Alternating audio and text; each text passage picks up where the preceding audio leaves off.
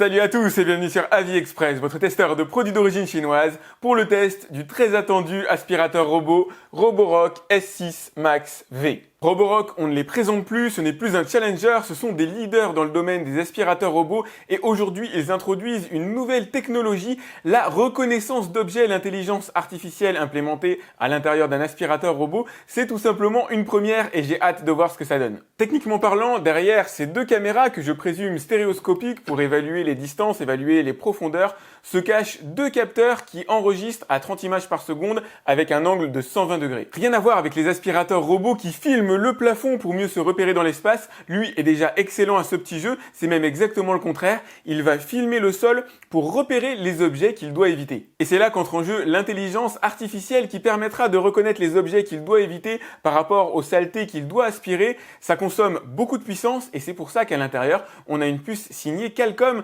Qualcomm, c'est le producteur de puces qu'on retrouve à l'intérieur de smartphones, par exemple les Snapdragon. Vous allez maintenant le voir fonctionner dans tous les cas de figure possibles et imaginables et je vais pas lui faire de cadeau. Je vous montre rapidement le package complet. Vous avez bien sûr l'aspirateur, vous avez ici la lingette avec le petit bac à eau pour laver le sol, vous avez le système de rechargement automatique, prise électrique française, vous avez là les guides de démarrage, vous avez un filtre de rechange et là c'est la plateforme sur laquelle il va venir se positionner pour éviter de mouiller le sol lorsqu'il a fini son lavage. Il est plutôt beau dans son genre, ça change des aspirateurs totalement blancs que j'ai pu tester jusqu'ici. On retrouve avec bonheur le télémètre laser signature haut de gamme qui permet de cartographier les pièces de votre maison, les différents boutons d'action, le retour à la base de chargement, l'allumage automatique de l'aspirateur ou son extinction, ainsi que le spot cleaning pour nettoyer une zone précise. À l'arrière se trouve le compartiment poussière qui abrite ici le bac avec une contenance de 460 ml et un filtre à particules fines dont vous trouverez une rechange dans le package. D'ailleurs, sur la thématique du filtrage, vous avez ici une petite brosse qui sert à le nettoyer. Au niveau dimension, il fait 34 cm de diamètre et un petit peu moins de 10 cm de haut.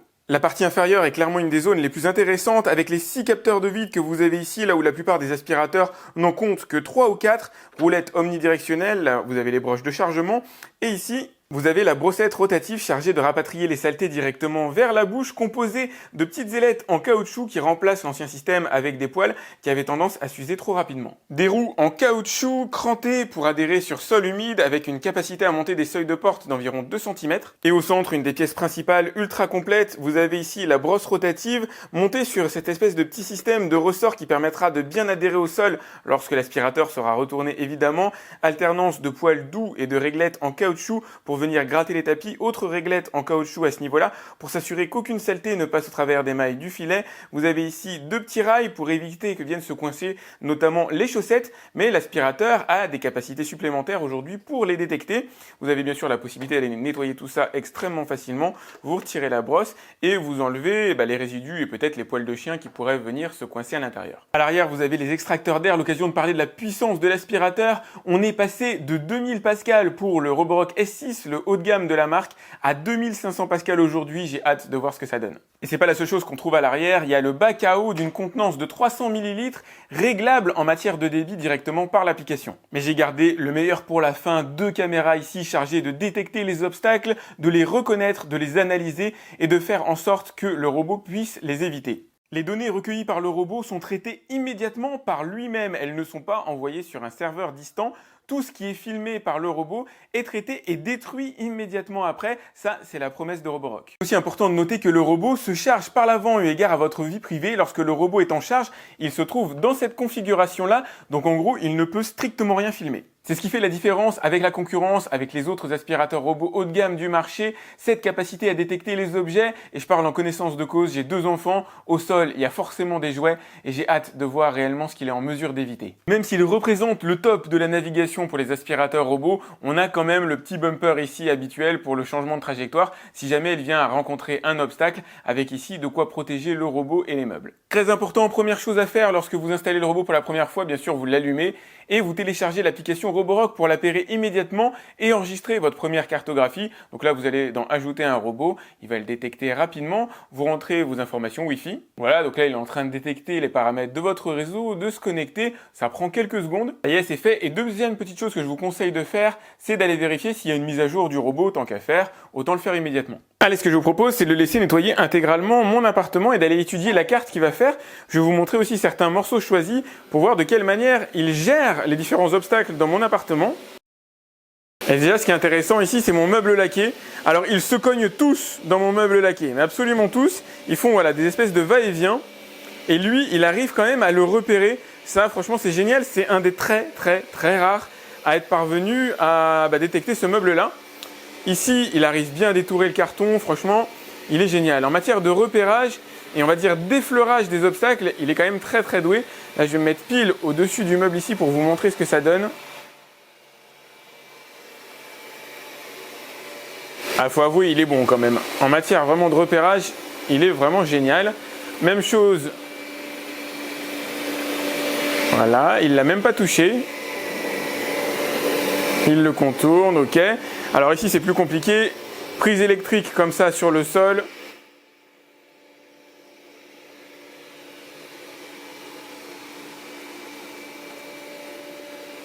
Oh punaise. Là, c'est carrément super incroyable. Ça se passe pas toujours exactement comme ça, mais il est quand même doué. D'avoir réussi à repérer la prise et de l'avoir esquivé, vraiment génial. Alors, je vais préparer un autre test juste à côté. Donc voilà, je lui ai mis une petite bande de sucre, juste pour arriver à regarder à quelle distance il passe du canapé. Alors déjà, il a tout ramassé, tout ce qui est à sa portée, en tout cas au centre. Mince, je l'ai fait reculer. Ça, c'est à cause de mon pied. Et regardez à quelle distance du canapé il est passé. Si je mets ma main comme ça, pile à la verticale, il est passé, je dirais, quelques millimètres en dessous du canapé. Ça ne se voit pas à l'écran, vous avez l'impression que la bande de sel ressort. C'est génial, le travail qu'il a fait, c'est top. Alors là, c'est super dur. C'est mon bureau. C'est le bordel absolu. Il y a des câbles, machin partout. En règle générale, je n'autorise pas mes aspirateurs à aller là-dedans. Je leur interdis grâce à la fonctionnalité sur la carte qui me permet d'interdire l'accès à ce genre d'endroit. Donc là, je vais quand même le laisser aller voir. On va regarder ce que ça donne vis-à-vis du câble. C'est loin d'être simple à mon avis. Alors, je vais retirer le bouchon parce que ça sert à rien. Donc, les gros câbles, pour lui, c'est pas un problème. Alors, je dis gros, c'est pas très gros, mais c'est quand même des câbles avec un peu de rigueur. Il s'en sort vraiment très bien dessus. Alors, je vous montre rapidement. Là-bas, il y a les autres pièces de ma maison. Il y a des trucs que je suis en train de tester. Donc, il va détecter effectivement qu'il peut aller là-bas, mais il ne va pas y aller tout de suite. Il va se concentrer d'abord sur mon salon. Donc là, il va aller explorer son univers. Il va revenir dans mon salon et le terminer avant d'aller visiter les autres pièces, le couloir notamment.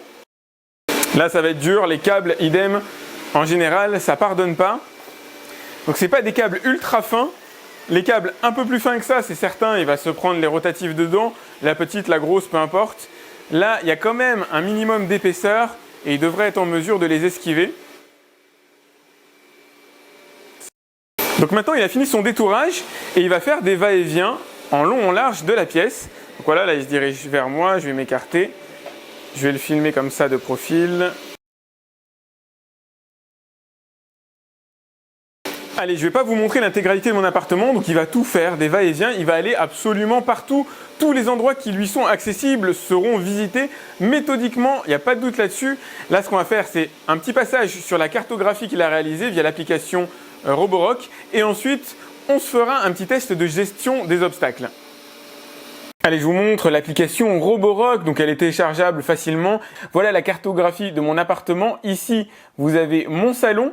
Alors, j'ai délimité par exemple une zone interdite. Vous savez, c'est la zone avec les câbles, avec mon bureau. Il a détecté une chaussure à ce niveau-là. Je sais pas si vous vous souvenez, mais tout à l'heure, on a vu, il y avait une prise électrique à ce niveau-là.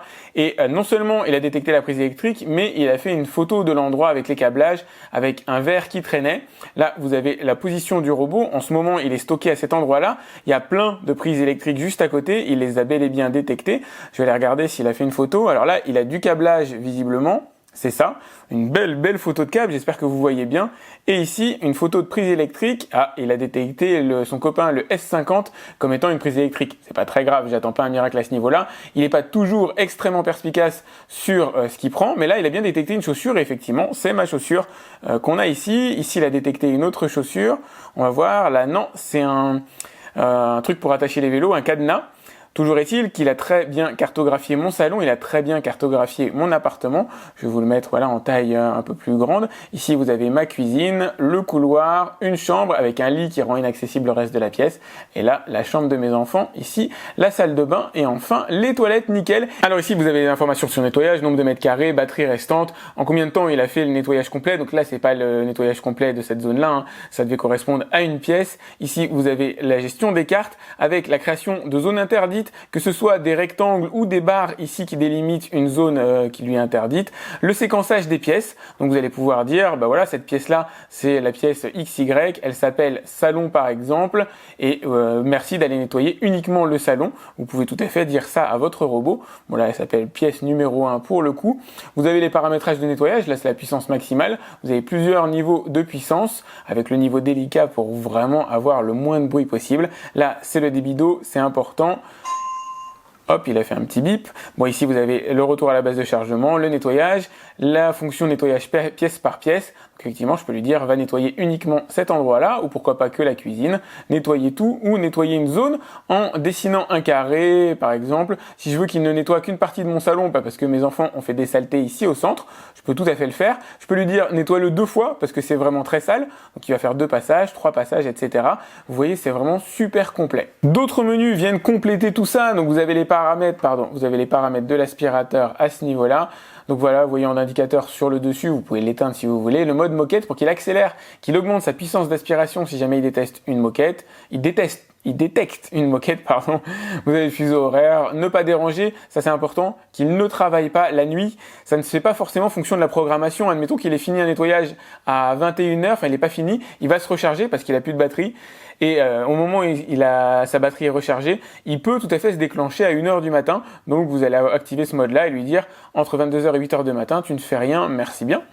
Là, vous avez fonction de la caméra. Donc vous avez ici l'activation ou pas de la reconnaissance d'objets et la prise de photos si jamais il détecte ces objets-là. Moi, je l'ai activé pour la démo, mais c'est pas une obligation. Vous n'êtes pas obligé de sauvegarder les photos. Là, les animaux domestiques, pour le coup, comme j'en ai pas, ça va pas me servir à grand-chose. La programmation fine, évidemment. Vous allez pouvoir lui dire du lundi au vendredi, tu fais tel nettoyage à telle heure et je sais pas, le samedi et dimanche tu fais rien ou tu le fais à une heure différente. Bref, c'est des paramétrages vraiment très très fins.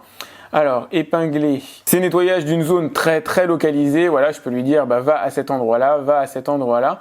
Parfois, pourquoi pas. Contrôle à distance, c'est une télécommande virtuelle. Vous allez pouvoir lui dire va à droite, va à gauche, avance. C'est très ludique pour les enfants. Ça permet de contrôler l'aspirateur comme si c'était une voiture télécommandée. Mise à jour du firmware, c'est la première chose à faire lorsque vous recevez l'aspirateur, évidemment, pour qu'il ait, qu'il soit au top de sa forme. Historique des nettoyages. Donc là, vous voyez, j'en ai quand même fait plusieurs pour ce test. Ici, vous avez l'entretien, donc vous avez l'état d'usure des différentes pièces, les filtres, les brosses rotatives, etc.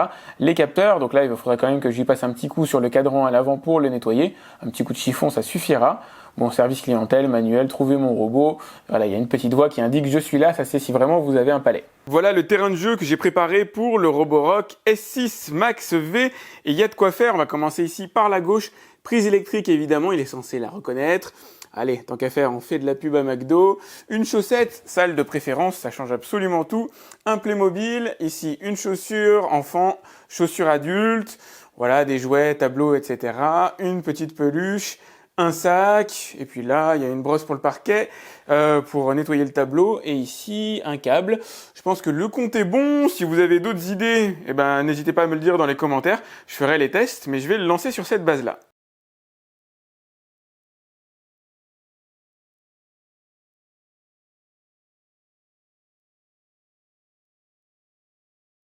Alors là, la zone promet d'être super difficile. Il y a tous les câblages en dessous du vélo. On va voir comment il arrive à le gérer. Ah, il y a la pédale aussi, malheureusement, qui est assez basse. Ah, je pense qu'il l'a détecté. Vu son comportement. Alors l'idée, c'est qu'il ne se prenne pas dans les câbles. Voilà, que les rotatives ne rentrent pas dans les câbles. Et à ce petit jeu-là, jusqu'ici, il s'est montré quand même assez redoutable. C'est pas parfait si le câble est fin, malheureusement. Il va finir par se le prendre dans les rotatives. Là, c'est un câble relativement épais. Donc ça doit passer. Normalement, il va passer par-dessus. Et il ne devrait pas se coincer avec lui, en tout cas j'espère. Allez, là, il va commencer ses va-et-vient. Donc notre petit doudou, il va le contourner normalement. Il est quand même assez doué pour gérer son empattement, vous voyez. C'est assez impressionnant de le voir évoluer. Il est très très doué à ce petit jeu-là, même si de temps en temps, il va pousser les éléments qu'il y aura face à lui, malheureusement ou heureusement. Ça va lui permettre de dégager des passages. Normalement, ça ne devrait pas l'empêcher de fonctionner. Alors après, il aurait peut-être été souhaitable que certains éléments ne soient pas bougés, comme par exemple le verre qu'il y avait sur le sol tout à l'heure, mais bon. Ici, la difficulté, c'est la garde au sol de ce truc-là. C'est très très bas, et la barre, il ne peut pas la détecter malheureusement. Donc là, vous voyez, il a essayé de le monter. Il s'est légèrement coincé dessus, mais il devrait s'en sortir. Vous voyez, c'est ça qui est génial. Il est dessus, il est monté, effectivement, il n'a pas pu détecter l'obstacle, mais il s'en sort. Et c'est exactement ce que je lui demande. Je ne lui demande pas de tout voir, de tout détecter, de tout contourner. Moi, ce que je lui demande, c'est de s'en sortir et de continuer son travail. Parce que finalement, la clé, elle est là. Si jamais il se bloque, c'est terminé. Ça sert strictement à rien d'avoir un aspirateur robot censé être autonome. Là, l'objectif, c'est vraiment qu'il soit, entre guillemets, le plus débrouillard possible pour parvenir à se sortir de toutes les situations, de tous les obstacles et continuer son boulot.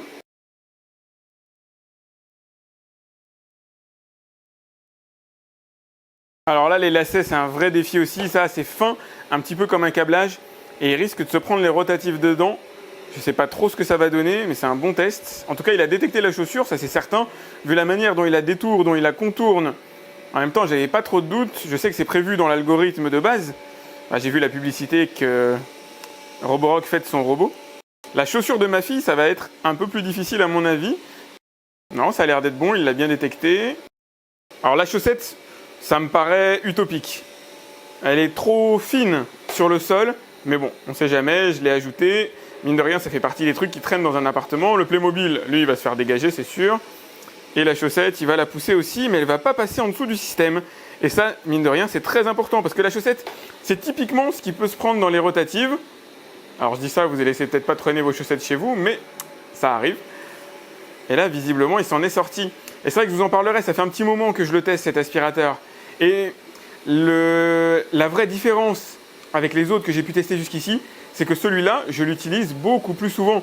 Dans la mesure où il se bloque moins à cause des choses qui encombrent le sol chez moi, et du coup, je peux l'utiliser beaucoup plus fréquemment sans avoir à craindre tout simplement qu'il soit bloqué dans son travail. Et là, j'avoue, c'est génial. Ça change tout. Ça change vraiment tout dans l'utilisation qu'on peut avoir d'un aspirateur robot. Vous voyez, il a bien détecté la petite brosse qu'il y a au sol. Et pourtant, elle est vraiment petite. En garde au sol, elle doit faire 3 cm de haut grand maximum. Regardez comment il se repère dans l'espace.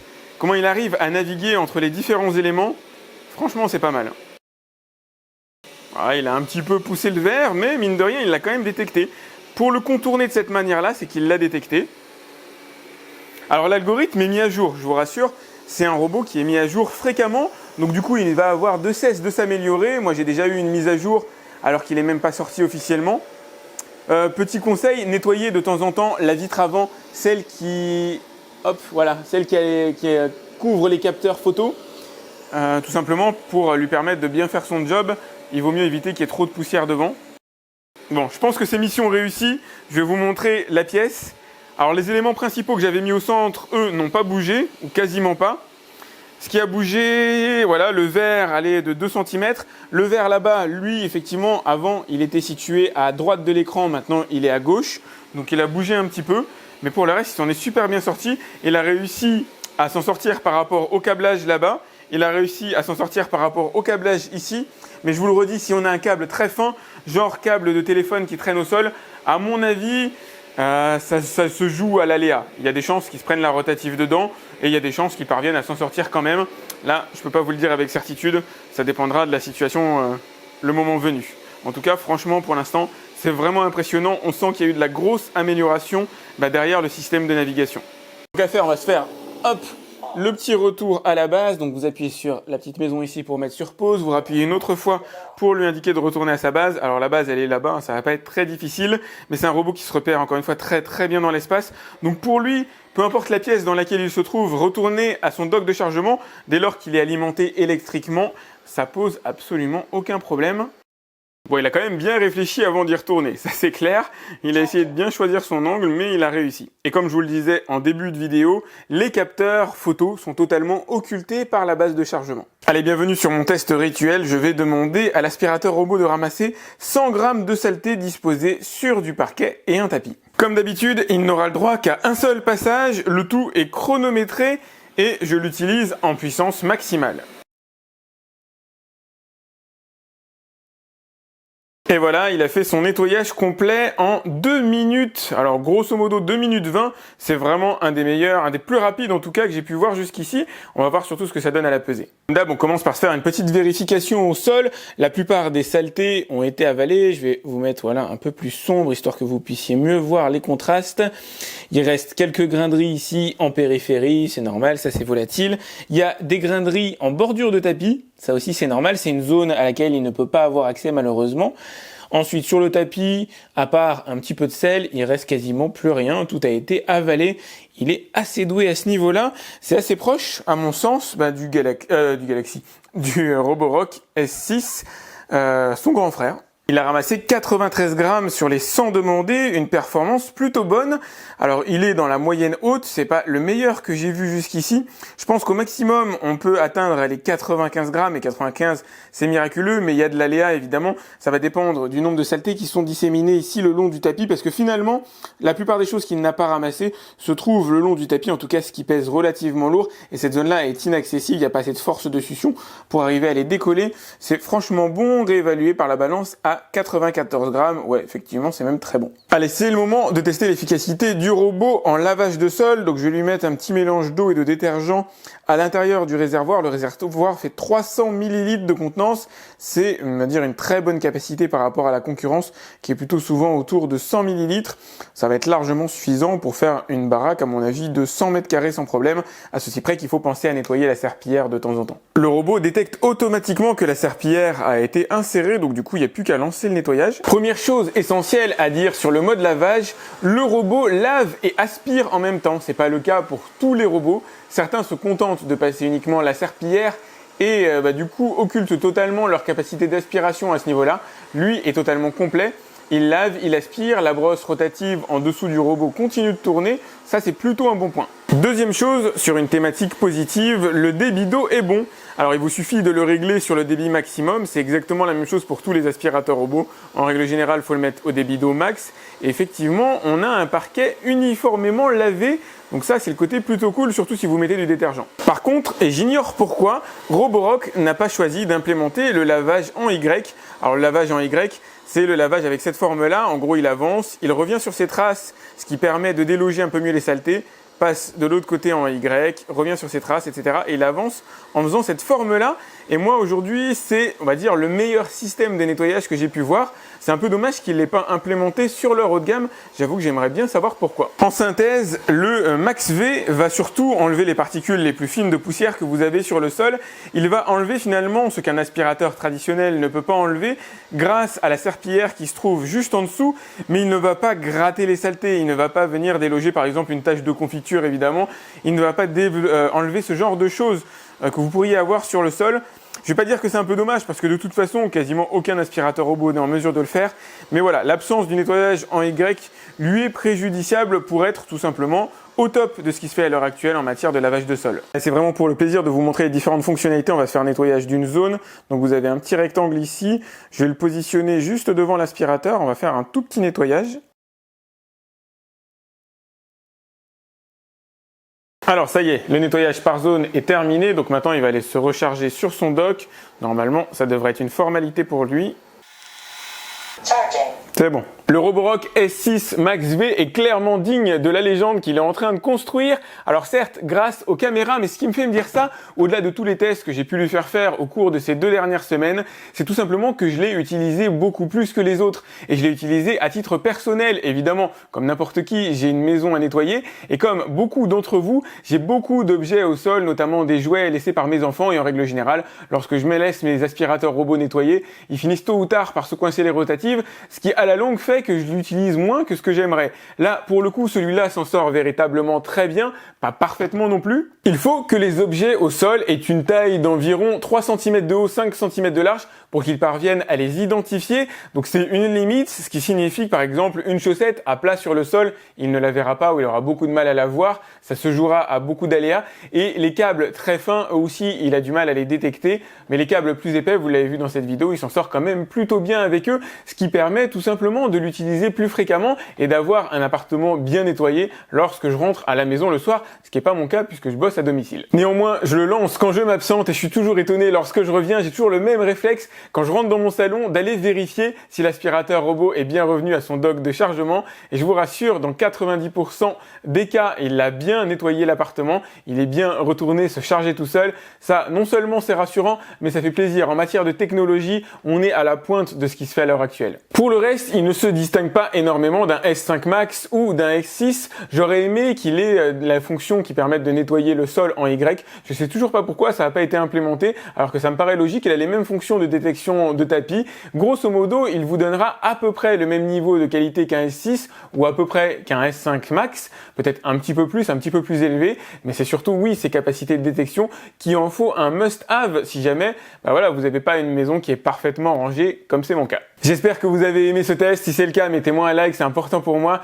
Je vous ai mis le lien dans la description comme d'habitude si vous voulez aller voir son tarif à l'heure actuelle. N'hésitez pas à vous abonner à ma chaîne pour voir mes prochains tests d'aspirateurs robots par exemple ou d'autres sujets. Cliquez sur la petite cloche qui vous permettra d'être alerté lorsque je lance une nouvelle vidéo. Partagez-la, ça c'est très important, ça m'aide à me faire connaître. Et moi, je vous dis à très vite pour un autre test sur AviExpress. Salut!